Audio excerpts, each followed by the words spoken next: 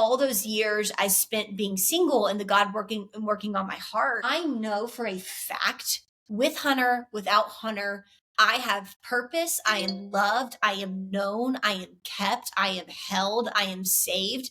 Because Hunter might be my boyfriend at the time, but God is my God. And so if I say you're the one for me and he leaves and freaks out, it's going to suck. But God's still my God. To your point, though, like it did kind of, I think, phase of dating where it's like, this is the best time ever. Like people say like the honeymoon phase, but like going on dates and this is so fun. But what I did was I went back to Ben Stewart's book, Single, Dating, Engaged, Married, and reread like the dating section. He goes through kind of what you should be looking for in the dating season for a potential spouse. And I literally grabbed my notepad and I wrote down the characteristics of what men should be looking for.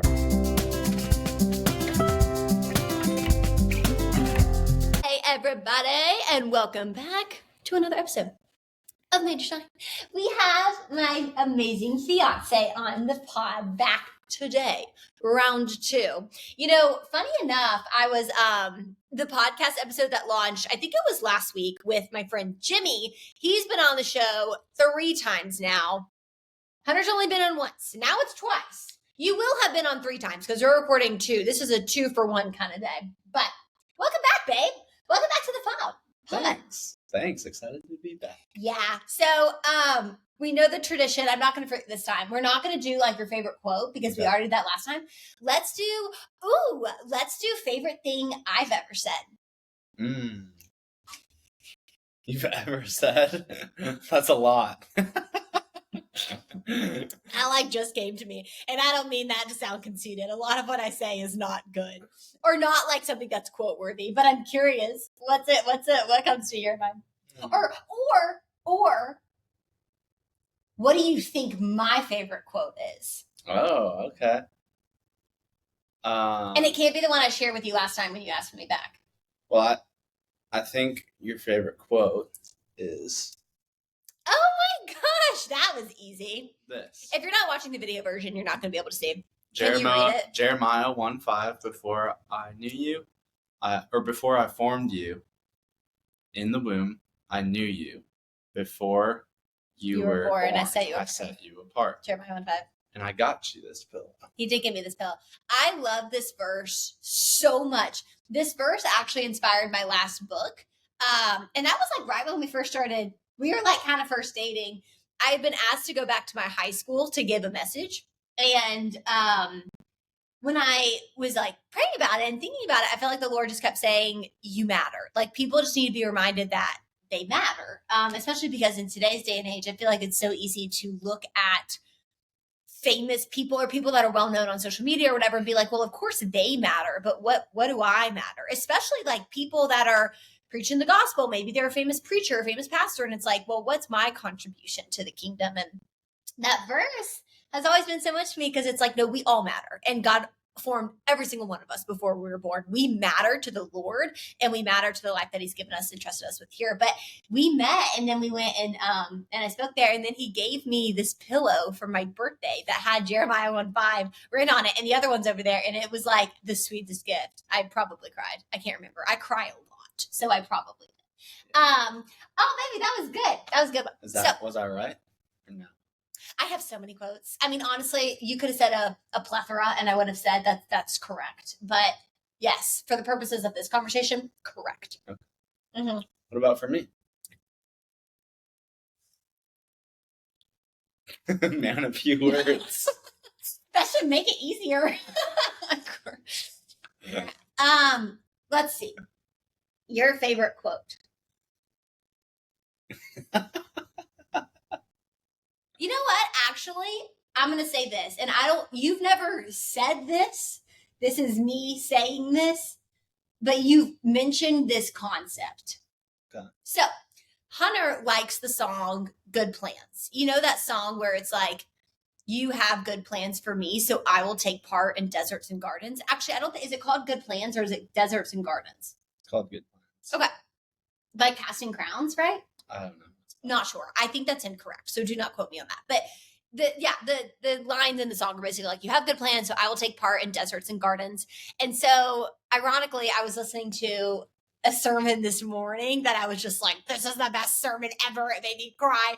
But it was Louis Giglio preaching on good plans, and he did the verse Jeremiah 29:11, and his whole like thesis was, we love that verse, but we don't know Jeremiah 21:10 or 12, which are part of that verse.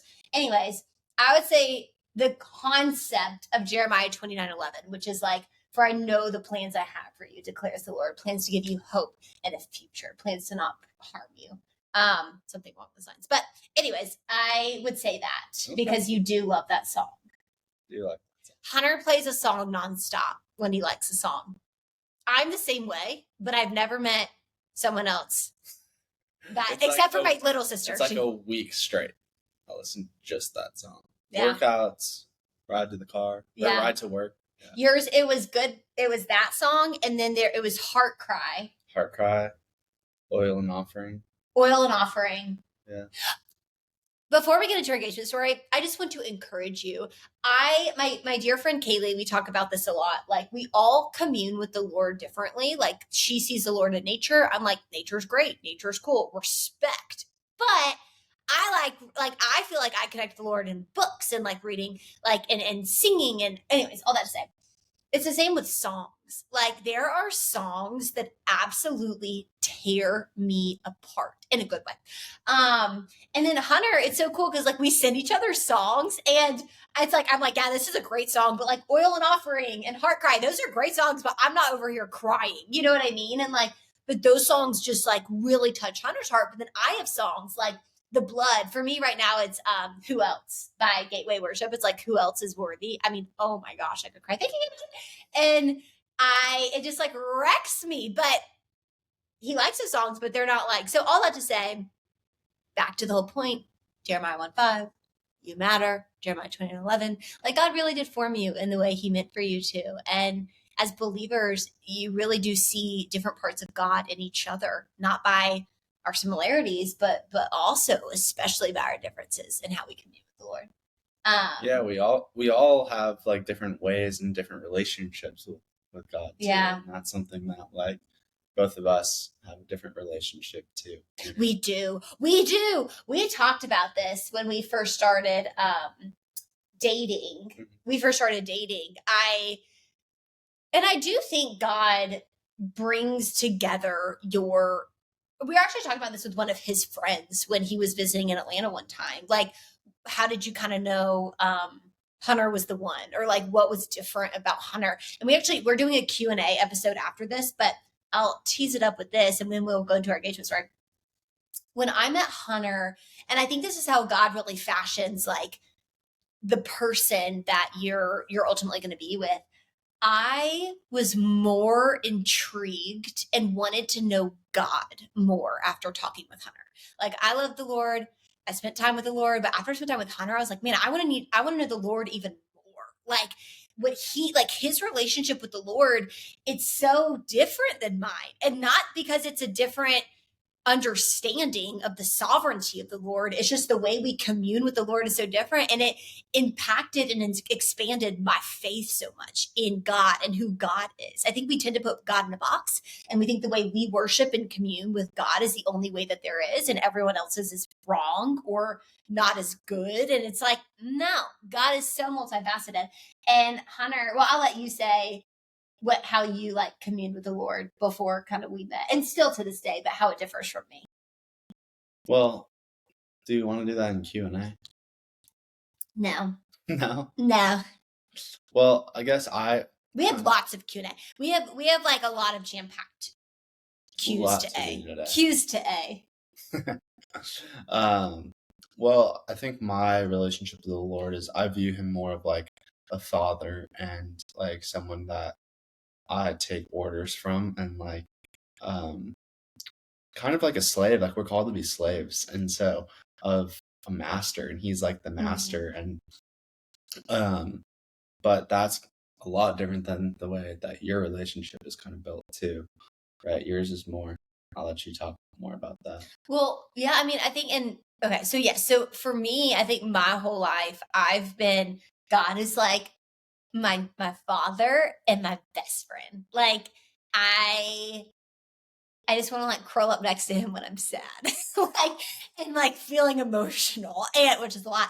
And yeah, that's how I've always viewed God, is like He is with me in the darkest night. He is my best friend. He is my rock. He is my safe place. And I think what's so fascinating is like we both would say that, I think, before we even met each other. It's like, God is my safe place. He is my rock. But then the way we position ourselves to God, for me, it's like, and I think that as growing up, maybe it is a difference of girls versus guys. Like my dad, I never viewed him as like, I'm taking orders from my dad.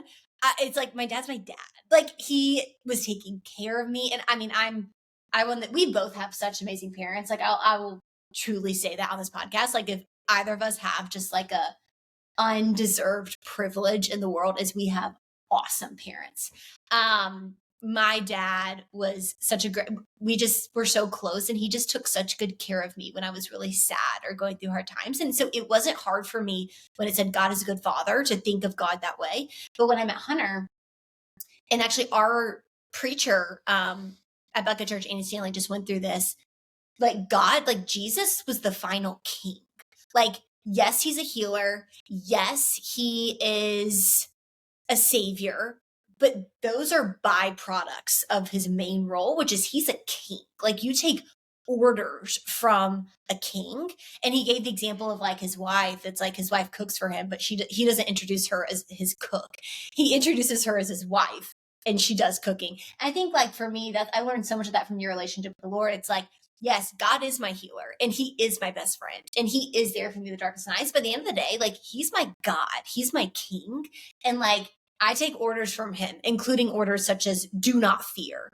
And which I'm still working on. But okay, let's move on to our engagement story. So we're gonna beep bop over. I know last episode Hunter was on, we kind of were like, okay, we almost broke up, all this stuff. We didn't. Shocker. But we want to beep up to the engagement story. Well, actually, one quick sentence. Quick sentence. I'm giving you this responsibility, not me, because mine would not be a sentence, on dating experience from when we almost broke up but didn't to engagement. How would you describe it? I can do it in one word, like intentional. I love that. I love that. Mine would be like 6 million words, but intentional. Tell me about that. That's it. It was intentional. Yeah. I'm gonna say this, and then we're gonna get to the engagement story. Okay. I do think, like, ladies and gentlemen, if you're with somebody, I think all the while with dating, there's so many specifics we could get into, like questions on when did you guys start talking about, are you the one? And because did we do that before engagement? Absolutely. Like we had those conversations before we got engaged. I mean, I was surprised by the engagement, but I wasn't surprised. I was surprised when he proposed, but I wasn't surprised he was proposing. We had talked about our future. And those were not clean conversations. I have a friend right now going through that with kind of where she's at in a relationship, and those are not clean conversations. It's not supposed to be clean. And when I mean it's not clean, like it's messy. I think a lot of it is breaking up. Sorry, I know.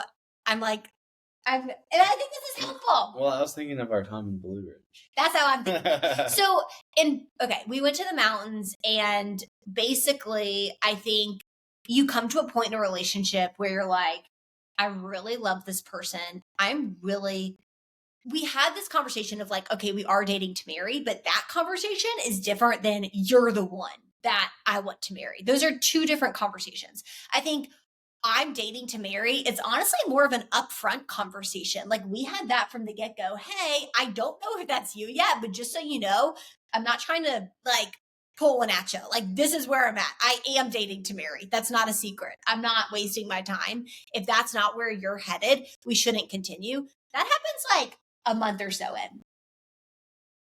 Couple months later, like it was probably, we had been dating for what, 6 months?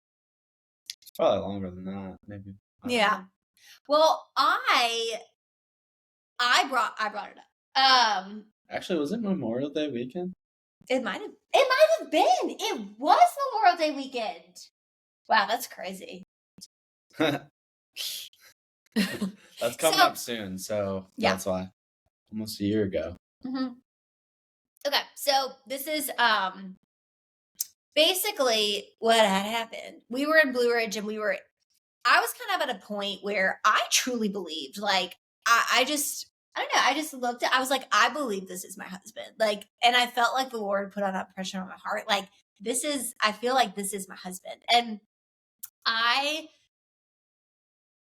needed to say something. And so essentially what we talked about was, and it was again, it was not a conversation where it was like, I think you're my husband. I think you're my wife. Great. No, that is not how it went. We actually like got in not in a fight, but we did not talk.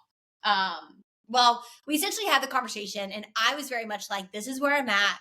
I think you're the one for me. That's where I'm at. And I just want to know where you're at because this is how I'm feeling.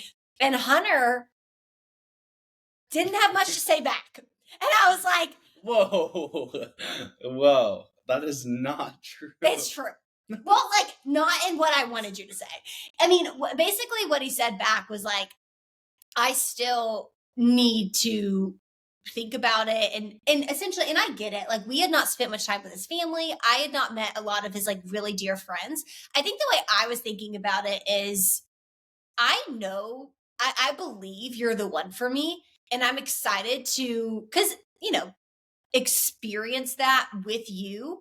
As someone who's performance driven, I was kind of triggered by that because I was like, is this another performance that I have to put on that I get the check mark from? And not performance is in like being someone I'm not. No, no, no, no. It's just like performance of like I have to get all these other people's approval before I have approval from you that I'm the one for you. And so when I brought that up and he kind of responded with like, I need to see you more with my family. I need to see you more with my friends. I was like, I understood it, but I think I was also like, darn. I mean, it wasn't, I was disappointed. I was, and I was hurt. And when we left Blue Ridge, I did not say a word that car ride home. I was a mute. But I was also like upset because I was like, Lord, I don't know. It's like I was certain and I felt like I did kind of get rejected. And it wasn't that he was rejecting me. It's just like I felt like I had gotten rejected because you know how it is. It's like you put yourself out there and it's like, I think you're the one and you don't hear it back. And it's like I still need to think about it. In your mind, you're like, that is not ever good in movies, ever. Or songs. Yeah, but like, aren't you glad that I did take those? Like, it was good. I was still in the evaluation phase and like, I was still evaluating for the right reasons, but what I was hearing was like, you're the one for me. I want to get married right now. And that was not what she was which saying. was not what I was saying. But that's like from what I was hearing. And so yeah, he thought I meant like, you're the one, let's get married tomorrow, which was not what I was saying because that would have stressed me out. But my bridal arms were not ready. But I did, just in all seriousness, like I just, it's like we say this for encouragement for you. If you're in that season or you're going to be in that season or you know people in that season, maybe you're happily married, but you have like, or your children are going to be in that season. And it's like, it's not supposed to be clean. It's like, let it be messy because a lot of it too is you begin asking yourself, you're kind of having to start breaking up with how you thought things were going to be with the person. We all come into relationships with an understanding of kind of with a vision in our head of what it's going to look like. And when you actually are like, whoa, this is the one. When you're starting that evaluation, it's also letting go of all these previous visions you've had in your head of what that would look like. And it's going to look so much better. So much better, but there's things that are going to be different. It's going to be different, yeah. But like going into it of like, I think not necessarily expecting of like, and this is probably something that we actually haven't even talked about, but it was through Andy Stanley's one of his. I listened to those. I know, but we haven't. I posted about them. We haven't talked about them yet, but we're about to start marriage counseling, and we have some homework of watching some sermons. But anyways, what he was saying is like we all have this box of Yeah. like dreams, hopes, desires, Yeah. and instead of like going in, it's like, here's my box, hold it, and putting that burden on the other person. It's kind of going in with open arms of like, there are no expectations for the other person. Yeah. And Yeah. but like if you go into that too, what I was saying is like, what I mean to be saying is like, and what Annie was saying of like letting go of those sometimes dreams, hopes, and desires, but going into it with the thought process of, hey, this is going to be so much greater than what I had already wanted, because God's working through the two of us together rather than just what I can do on my own. Yeah, no, it's so good. It's so good. And again, going back to like any relationship, it's three chords. It's you, the person, and the Lord. And I think about God in my own life, like God's perfect timing. I mean, even in our relationship, again, that conversation in Blue Ridge where I was very much like, you're the one for me. I would not have had the guts to say that a couple of years ago. Like, truly, that's not my MO. My MO, I might come across as very like confident and outspoken. I'm really not. Like, even like, I refuse to say I love you first because I was like, I'm very old fashioned. I'm like, he will pursue me. He will say I love you first. So for me to say you're the one for me before he did was not normal for me. But I think about all those years I spent being single and the God working on my heart. And hopefully this is encouragement for someone in the single season or your relationship or whatever have you. It's like, I know for a fact with Hunter, without Hunter, I have purpose. I am loved. I am known. I am kept. I am held. I am saved. Because Hunter might be my boyfriend at the time, but God is my God. And so if I say you're the one for me and he leaves and freaks out, it's going to suck. But God's still my God. And God is still good. And God still has a good plan for me. Back to Jeremiah 1:5 and Jeremiah 29:11. Like, that doesn't change anything. And I think when you really get that right with the Lord, you feel the safety to say those things in relationships that need to be said. Because what happened was I said that. And then guess what? Hunter started praying, very intentional, like, okay, Lord, wow, this is where Annie's at. Where am I at? And that next week, it really was just 1 week. Like that next Saturday, we had a long conversation and you were like, I do think this, but can you speak to that a little bit? Like that week? Because I think a lot of people are in that phase where they're like, I'm praying, is this person the one? Is this not the one? We have the Q&A after. I don't think our engagement story will take that much time. I said each episode would be 30 minutes. But this is good. Let's sit here. Let's think in this for a little bit. What did that week look like? Well, we had the relationship fast. No, that was after. We had 1 week after Blue Ridge where, because I remember I was praying too, like, Lord, maybe Hunter's not it. We need to do a fast. So for a week, because then I remember we went to your friend's housewarming party and had dinner at Crispina. Yeah. And that was the night that I said we need to do a relationship fast. Yeah. But that night you also said you've been praying about it and you think I'm the one. Mm. Yeah. Well, what? It was all around the same time. I'm over here, like, he can barely remember, and I'm like, I remember everything because I was such an anxious wreck. Every detail is seared into my head. I don't get that anxious, so but no, like, I guess to your point though, like, it did kind of, I would say, like,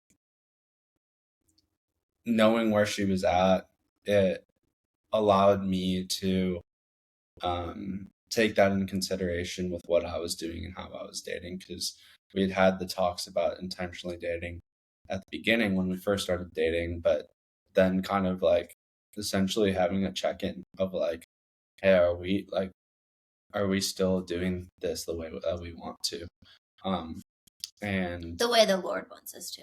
Yeah, but also, like, are we honoring God in our relationship, and are we still on the right track? And so it was good for me too, of like kind of evaluating, because you kind of can get into that, like, I think, phase of dating where it's like, this is the best time ever. Like, people say, like, the honeymoon phase, but like going on dates and this is so fun. Yeah. But yeah, like, I think it did, like Annie kind of saying that did make me go back to my roots and what I like when I was single. And what I did was I went back to Ben Stewart's book, Single, Dating, Engaged, Married, Great book. and I'll link it in the show notes for people. what I did though. Also, he has a podcast now. That's yeah, great. you can to watch the listen to. podcast. Yeah. But I went back to the book and reread like the dating section. And he goes through kind of what you should be looking for in the dating season, for a potential spouse. And I literally grabbed my notepad and I wrote down the characteristics of what we should be what like men should be looking for in a What in a are those spouse. characteristics? Like loving, caring, kind, essentially like the fruits of the spirit, but a little bit more as well. And then I went through, but I did go through, there were like 20 of them. I can't remember all of them, but I went through them and just like, it's like, is Annie loving? Yes. Is Annie kind? Yes. Is Annie, all of these things. And then that's essentially how I made up my mind. It's like, I had known you, I had seen parts of you for months now, and if you can check each one of those boxes and I can say that with certainty, then what am I waiting for? Yeah, that's so well. And the peace of the Lord. Like and we'll get into this in the Q&A too, but one, ladies, I just want to say that, well, and not just ladies, but men too. Like if you're in a relationship and I think a lot of times we're like, I'm praying about it. I just don't know if they're the one, or anything in life. I'm praying about the job. I'm praying, but we're really just worrying in our heads. Or we pray for 2 seconds and then we go on with our day. What Hunter, I think what you just demonstrated so there is like, if you're really evaluating not just someone, but something, a job, a position, an opportunity, you're getting the notepad out. Like you are or however you analyze, think through things. Like, yes, talk it out, but write it out. Get it out of your head. I think we think we're thinking about it and praying about it. If it's still in here, I would encourage you to go a step further, because the good thing about that is you can go back. That can be an altar. Like I have my God Moments Google Doc, or how I process things with my notebook. I'm a big writer. It's like I literally can go back to pages in 2018, 2015, when I was trying to work through decisions, quit the tennis team, not quit the tennis team.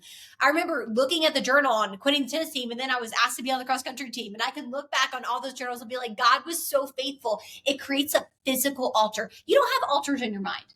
You can't find that. So like go back, do the work.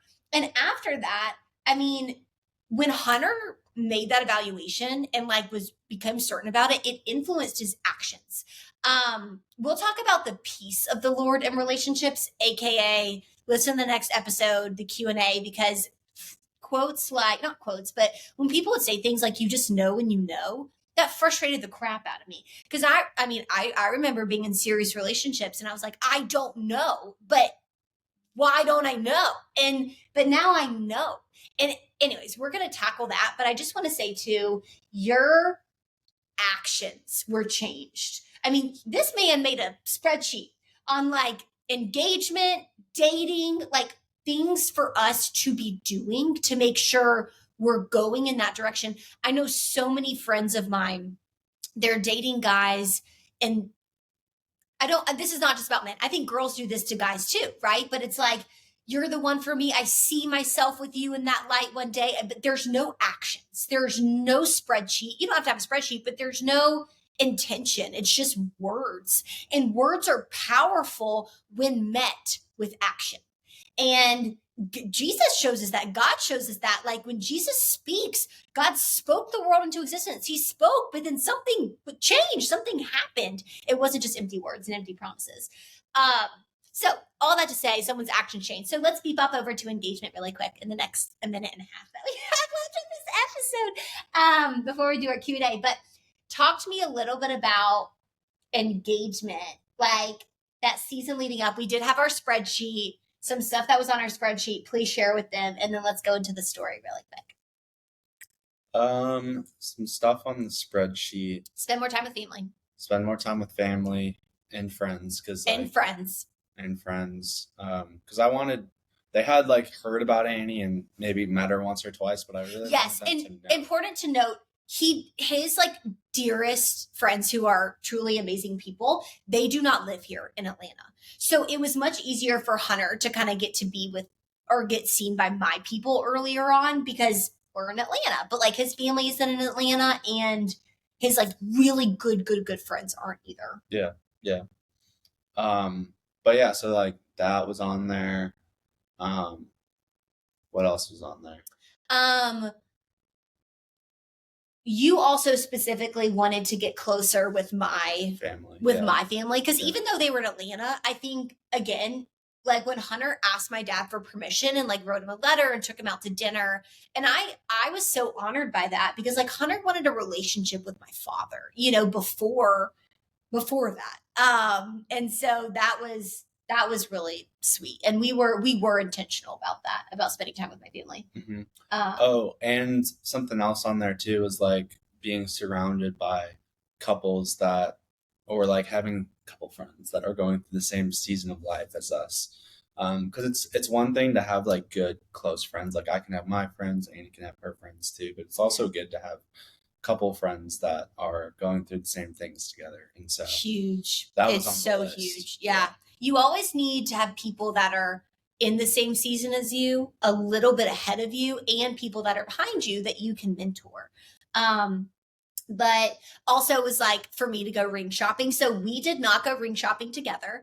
I went with my mom and my sister Lizzie. For me, with the ring, which I get so many compliments on the ring, it is truly beautiful. And Hunter did put it together. So I went and tried on a couple of things and sent him, the salesperson there sent him like styles that I liked. And I thought that was sweet. Like for me, and every girl's different. This is just me. I wanted to look at my ring and know that Hunter like thought of me when he put it together and created it. I will also say he's an engineer and he has a beautiful eye for those things. So I trusted him not to get me something that was crazy. You know, so not at like, I think my dad, if my mom trusted my dad with that, my dad would get her like, oh God, I don't even know. Something wild. So not every person could do that. I could definitely trust Hunter with that. But yeah, ring shopping, and then I wanted my highlights to be done and my nails to be done. And then I also added for the proposal. Which again did not know what that was. So I gave you a time frame. He did give me a time frame. So once I did get the ring and put it all together, I gave her a time frame of November through March. So almost half a year. But it was good. Like I had a plan that I was going to do it back to kind of our story from last episode of at the Botanical Gardens, which was one of our first dates after coffee. And it was actually really sweet. The date is the exact date to the day. December 13th, 2024 was 2023 was our first date. And then December 13th, 2024 was when we got engaged at the Botanical Gardens. It was really sweet. The exact date. And it ended up working out well, which is awesome. And her her sisters, because not all of them are in town, so they were able to come. But that was cool. I got to like talk with them and get a little close with them, just kind of planning for making sure that they would be there. Yeah. Which, and also side note, I thought this was so fabulous, and maybe I shared this in the last episode, I'm not sure, but I loved, you're jumping ahead, right? Yes, I am. Go ahead, you tell the story. Well, so I planned it, and I talked to one of my friends who's an amazing photographer. He's great. He did our engagement photos. We went to the Botanical Gardens a few weeks before, and I kind of told him what I was planning and just giving him a little vision board. She's laughing. She's laughing because I like my plans. He likes his plans. I thought I was like a planner, and I am, but this man's a planner too. He's a planner. But I don't like to deviate from the plans too much. So she's laughing because when we get to the actual day, gonna jump into it. Dive in. So her highlights were done, nails were looking done. great. We had his friend got married like 2 weeks prior, so my highlights were fresh. But so we went to the botanical gardens. I had the ring. I was wearing it was in December, so I had like a jacket. I was able to kind of hide it in the jacket, but I tried to make it was on my left pocket up here. And I was trying to like Annie kept trying to hug me. I'm such a snuggler. I'm such a snuggler. Making sure she was not. And it was freezing out, and I was like, I just want to. So I was like, kind of giving her the stiff arm. Like, boy has something up today. He's mad at me. I let her like hug and hold hands on the right side, not where the ring was. But anyway, so we got a few pictures and walked around and saw the lights, which were beautiful. And then getting to our plan, our first date, we had taken a picture right in front of the fountain. It was our first picture together. Yeah, and literally a couple came up and was like, will y'all take a picture of us? And I was like, say less. This is my favorite thing to do. But then, of course, they turned back, not knowing if it was our first or 60th date, and it was our first. They were like, do y'all want a picture? And I was like, he said, yeah. I was like, all right, we're getting a picture. I was so excited. Yeah. He's so excited. That's so cute. He loves pictures. But so I was gonna propose right there at that fountain. It's a beautiful fountain too. It's really pretty. And so but because we had gone to the botanical gardens for one of our first dates then, and then also we had gone for my birthday, which Annie surprised me. But we would sit at a specific bench. There's 4 of them, and this is so funny. We always sit at one, and so we would sit at that bench and then go take a picture right in front of the fountain. Well, we'd sit at the bench and talk for a little bit, but so my plan was to sit on that bench, we'd talk for a little bit, and then we were about to get a photo in front of the fountain, and I would propose right there. But kind of ran into an issue. You're gonna exaggerate. When do I exaggerate? Okay, if you tell it, and if it doesn't do it enough exaggeration, I'll jump in. Go for it. Okay, so the lights. It's a pretty popular time, so there's a lot of people there, and so people were taking photos in front of the fountain, but there was one couple that was sitting on the bench. It was a family. It was a family, whatever. Family that was sitting on the bench that we normally sit at. And all the other benches were open, but I was like, I want to sit on that bench. Was not going to deviate from the plan. And so we kind of just were standing around, like talking a little bit, waiting for the bench. I said, now this is not an exaggeration. This is factual. I was like, babe, we can go sit at another bench. Like, it's fine. And he was like, no. And so there they were, and they were scrolling on their phones, just like sitting on the bench. Looking at the pictures, just scrolling for like 10 minutes. And so we just were standing there. And she's like, I was like, sit at any other not bench. even walking around. We were just literally standing there, like waiting for these. And that's when I was like, I'm sensing something. But the only reason I was like, I still don't know is because we are both very sentimental and we both love a plan. And so, like, honestly, that wouldn't shock me if you weren't proposing and you just really wanted to sit at our bench, because it was such a special day. It was the exact same day. We had such like a long conversation the year before, which was like, wow, this could be something really special. It was like at that specific bench. So part of me was like, I mean, I also know Hunter. This wouldn't shock me if we were just standing here. Sit on the bench. But it was also, so that bench was part of the plan, like, because I was like, we'll be sitting on this bench as soon as I get the photographer's angle was for that bench. Yeah. As soon as we get up, then I'll be proposing. And so that was part of the plan. But it ended up working out. The family, I guess, finally left, and so we sat, and those conversations on that bench, my mind was going all over the place. So I had told him, I was like, this was like when we knew we were going to Botanical Gardens, because he asked me like a month before, because we were always gonna go. Like, it wasn't like why is he taking? It was like we were always gonna go. I was like, I want to ask you like year recap questions because it was on December. the bench, because it was December, and so it was like, and you'll know me. I'm like, I love I'm a podcast host. I can go on. So I was asking some like pretty in-depth questions, like, what'd you learn about yourself this year? What'd you learn about the Lord this year? Like, what'd you learn about me this year? What'd you learn about the Lord through me this year? Like, we were popping him off. And he is so locked in. That's what I love about Hunter. It's like, he's so locked in. He's so cued in.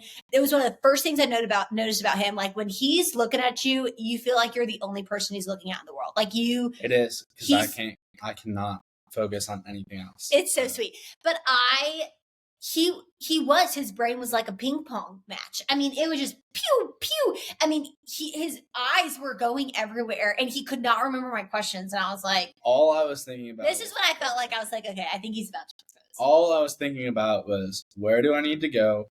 Where are people in our way? What am I going to say again? And all of these things. Yeah. And the last thing I could think about was Annie's wonderful questions. They were great. But they were great. So yeah, I kept going like, what was the question again? Yeah. And I was so out of it. I knew he was gonna be proposing.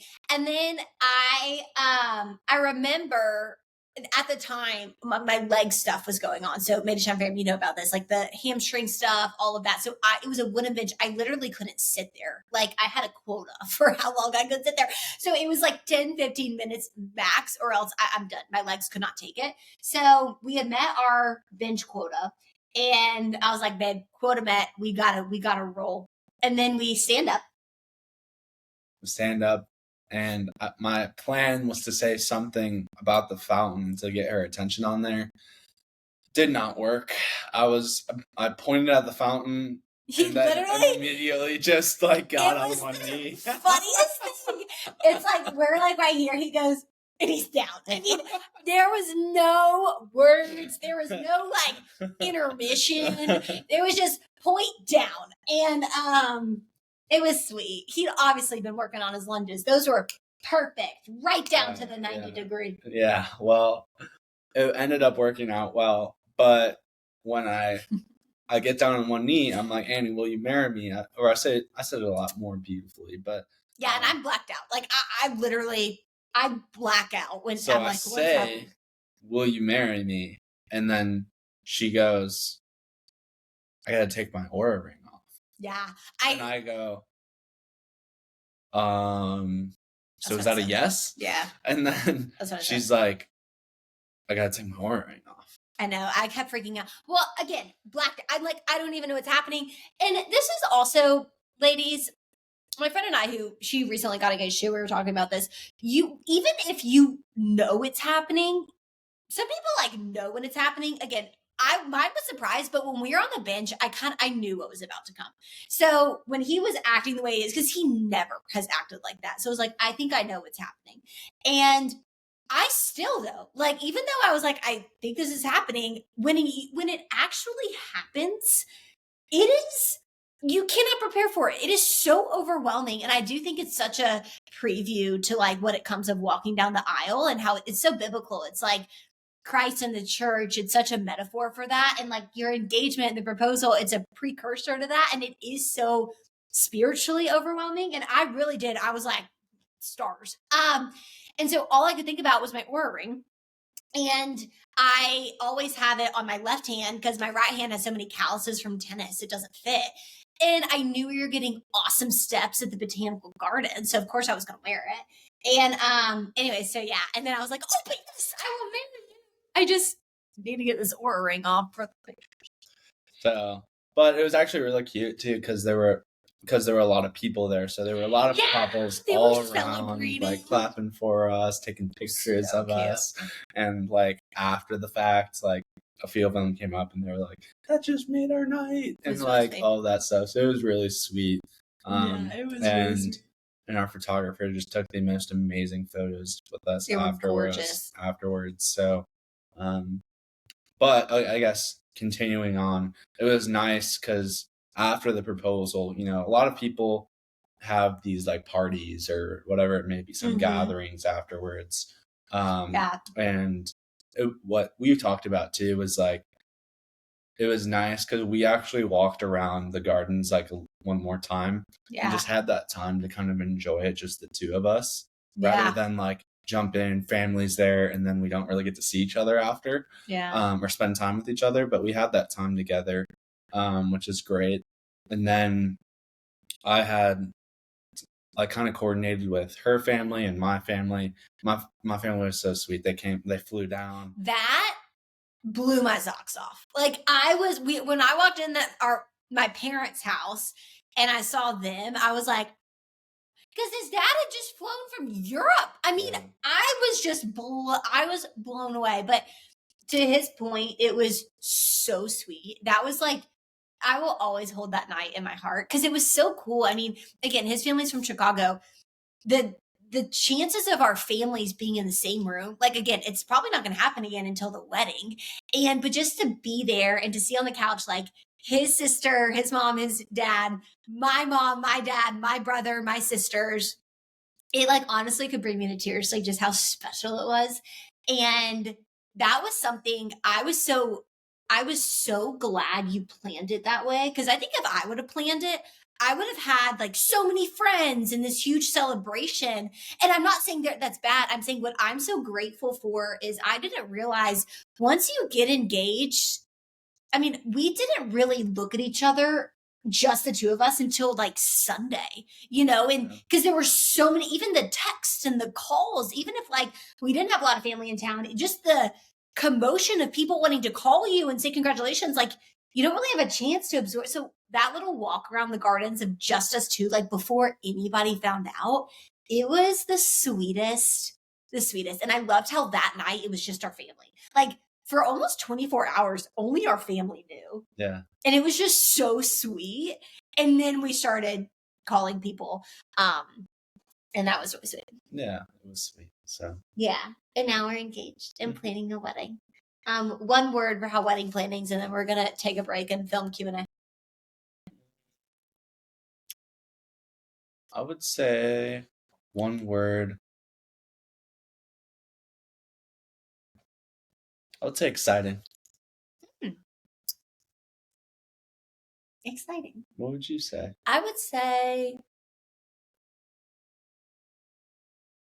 worth it.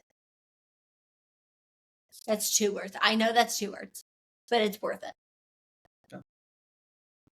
Because I think, well, it's had its highs, it's had its lows. I think it also, for me, I have like certain levers that I pull when I feel out of control, and it's honestly exposing a lot of them. And it's been so good for me, but also been really hard. And I think that it's grown us a lot in regards to like, okay, who are we making decisions for? Is it for other people and to please them, or for us to please the Lord and like what we feel called to do? And we're not perfect, but it's been really cool. It's like the first big thing we've made decisions on as a couple. And as a team. And that's really sweet. And also learning like being a team doesn't mean we do everything together. A lot of times it looks like trusting the other to do what they do really well. And then like letting them have it and being like, hey, you got this, girl. You got this, man. But yeah, but it's been great. So I love you.